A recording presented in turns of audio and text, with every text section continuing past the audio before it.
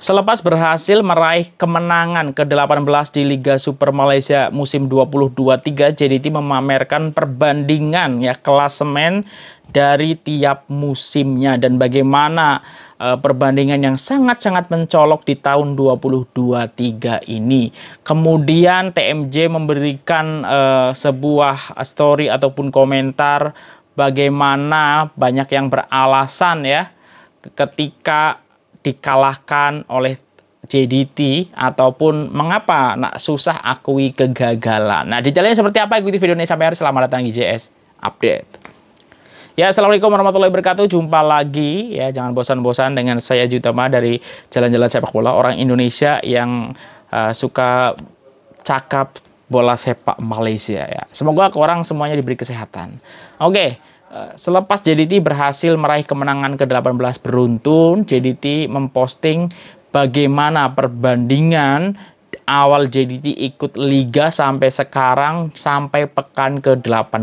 Yang mana tahun ini adalah rekod yang terbaik misalnya di tahun 2013 dari awal JDT main 18 perlawanan, 10 kali menang, 4 kali imbang, dan 4 kali kalah. Memasukkannya 27 berbanding 23. Jadi produktivitasnya hanya 4 jaringan saja, poinnya 34. Kita tarik pertengahannya di 2018 di mana ini boleh dibilang yang terbaik kedua selepas tahun ini. Dari 18 perlawanan, JDT memenangkan 15 perlawanan, 2 kali imbang dan 1 kalah, di mana 37 jaringan berbanding 7 kemasukan Jadi produktivitasnya ada di angka 30 dan poinnya 47 mata itu lebih banyak 7 mata dibandingkan tahun 2013. Nah, kita coba tarik musim lepas di tahun 2022 JDT di 18 perlawanan JDT memenangkan 14 perlawanan, 4 imbang dan tak pernah kalah itu pencapaian yang secara secara tak pernah kalah tetapi secara poin masih kalah dengan tahun 2018 di mana walaupun kalah 1 kali tapi kemenangannya 15 kali. Sedangkan musim lepas itu 14 kemenangan, 4 kali draw Sedangkan jaringan yang berhasil dari JDT adalah 51 berbanding 10. Jadi ada 41 jaringan produktivitas. Ini yang kedua terbaik selain tahun ini kalau dari segi produktivitas jaringan. Nah, bagaimana dengan tahun sekarang? Tahun sekarang meningkat drastis 18 perlawanan, 18 kali kemenangan, tak pernah kalah, tak pernah imbang, 69 jaringan dan hanya kemasukan 3 jaringan. Yang itu bermakna produktivitas JDT ada di angka 66 Lebih banyak 15 jaringan dibanding 25 jaringan dibanding musim lepas Itu produktivitas yang sangat tinggi Jaringannya sangat tinggi, kemasukannya paling seke sepanjang JDT berdiri Kedua terendah jaringannya di tahun 2018 yaitu hanya 7 jaringan sampai perlawanan 18. Tapi di 2023 ini baru 3 jaringan. Kalau tak silap itu ketika melawan Kelantan, lupa lagi yang duanya itu.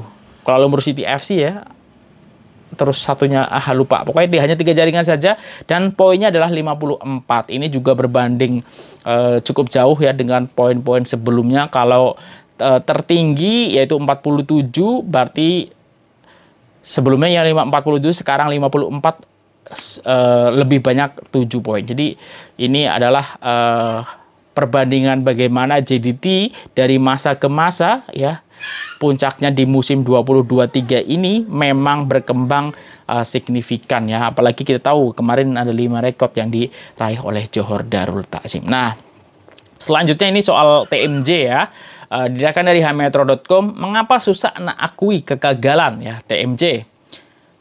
Tunku Mahkota Johor, Tunku Ismail Sultan Ibrahim menegur sikap segelintir pihak yang gemar mengalih pandangan atau mereka-reka cerita, terutama selepas tewas kepada Johor Darul Takzim. Jelas Tunku Ismail yang juga pemilik JDT, kegagalan pasukan lawan memberi saingan kepada skuad Harimau Selatan adalah disebabkan kelemahan di peringkat pengurusan yang gagal merancang dengan sebaiknya. Takkan setiap tahun apabila gagal ada saja alasan atau salah orang lain. Mengapa susah sangat nak terima kegagalan itu datang daripada kegagalan merancang pihak pengurusan sendiri. Apabila gagal dan nak mengalihkan perhatian terhadap kegagalan tersebut daripada penyokong sendiri, terus salahkan pihak lain, katanya di laman sosial story Instagram miliknya. Ujarnya lagi, peminat dan penyokong sering menjadi mangsa atau alasan yang direka oleh pihak tertentu itu. Penyokong yang kurang arif untuk membuat penilaian sendiri terus percaya pihak pengurusan klub buta-buta. Cerita yang sama setiap tahun. Apabila kita susah nak terima kelemahan kita dan bersikap tidak mengambil tanggung jawab, maka kita tidak akan kemana-mana. Nasihat ikhlas saya cukuplah menipu dan memperdaya penyokong sendiri dengan hype-hype yang tak masuk akal dan salahkan pihak lainnya, katanya. Walaupun kenyataan itu tidak dinyatakan secara tepat kepada siapa, namun difahamkan. Teguran Tunku Ismail itu buat pasukan di Liga Malaysia yang sering memberi alasan selepas tewas kepada JDT. Antara alasan yang sering digunakan adalah isu pengadilan yang dikatakan sering memihak JDT, selain beberapa isu lain lagi. Ya, ini tidak, istilahnya itu mention ya, tidak menyebut pihak-pihak mana, tapi mungkin sebagian penyokong juga sudah tahu mengarahkannya kemana macam ini. Yang tentu ini kalau dari hmetro.com, tentu ini untuk pasukan di Liga Malaysia. Seperti itu. Ya, kita tahu ya, misalnya apa ya? Ya memang kita harus akui lah ya, memang belum ada yang mendekati level permainan JDT ya. Terakhir misalnya banyak yang cakap Selangor ini hampir boleh menahan JDT, mengikat JDT, ataupun Kuala Lumpur City FC di Piala FA. Tapi kalau kita nak tengok secara sesama ya, kemarin Selangor ya, itu kita tengok temnya, tak ada tem kalau tak silap tuh. Tak ada tem ke Sihan Azmi. Kuala Lumpur City FC juga apa ya, memanfaatkan serangan balik. Sebenarnya ada beberapa peluang ya yang memang harusnya jadi jaringan ya. Tapi kalau kita overall tengok bagaimana JDT menguasai permainan, dan memang ini menurut aku kurang lebih hampir sama nih Kuala Lumpur City FC dengan Selangor kemarin ya. Dan sebelumnya juga misalnya Safwan, aku baca di media sukan Malaysia itu cakap memang cukup belajar dengan apa yang dipertontonkan Kuala Lumpur City FC ketika bolehlah memberikan apa ya, hampir mau boleh mengikat JDT gitu. Tapi akhirnya memang kemasukan juga. Nah, itu juga diterapkan oleh Selangor ya dengan disiplin yang tinggi.